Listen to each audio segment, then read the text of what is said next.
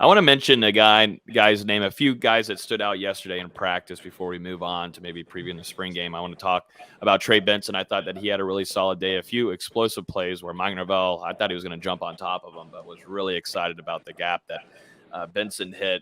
And you could just tell, too, after we talked with Benson yesterday after practice and saying that he feels so much better. He feels definitely 100%. I don't know how many more times he's going to have to say it, but yes, he does feel 100%.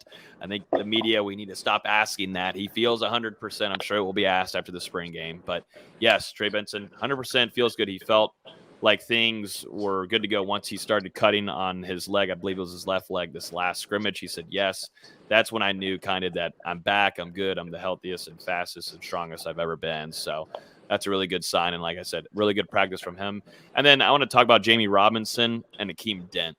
These two guys are most certainly your solidified starters, in my opinion, going into the fall, your safety position. I think Dent is having a whole turnaround kind of spring. We saw flashes of it last year, but you're seeing a gigantic spring with him. I think he gets an interception one or two times a practice, had a really good back-to-back scrimmages with takeaways.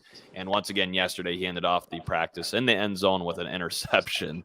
So Akeem Dent is turning into a big-time playmaker. And, hearing all these interceptions, you want to see it translate into a game because one thing, he almost had 80,000 interceptions.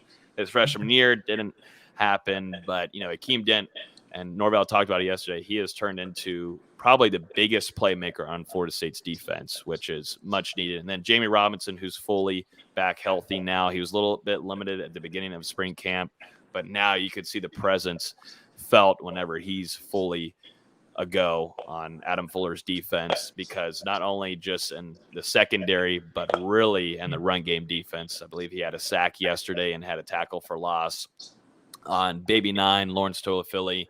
You can really see these two safeties turning into a tandem back there. And it definitely sounds like a hype train over here. And I think that's it's understandable. It's spring. Everything looks good that you're not facing any opponents. We don't have a game to talk about. We just have a spring game and they're facing the same people over and over again. But the true thing is these are really good battles going on. And I think that's a thing that Mike Norvell has laid it down. These aren't going to be lazy practices. Every drill is going to be 110%. And that's something that I think he's built over to the rest of his staff, not allowing lackadaisical practices. You have a slow day maybe on Tuesday. Well, guess what? That's just not how it's going to work at Florida State, and he's going to change things, and Thursday's got to be better. So I just wanted to mention a few players before we moved on there that had a really that impressed yesterday during practice.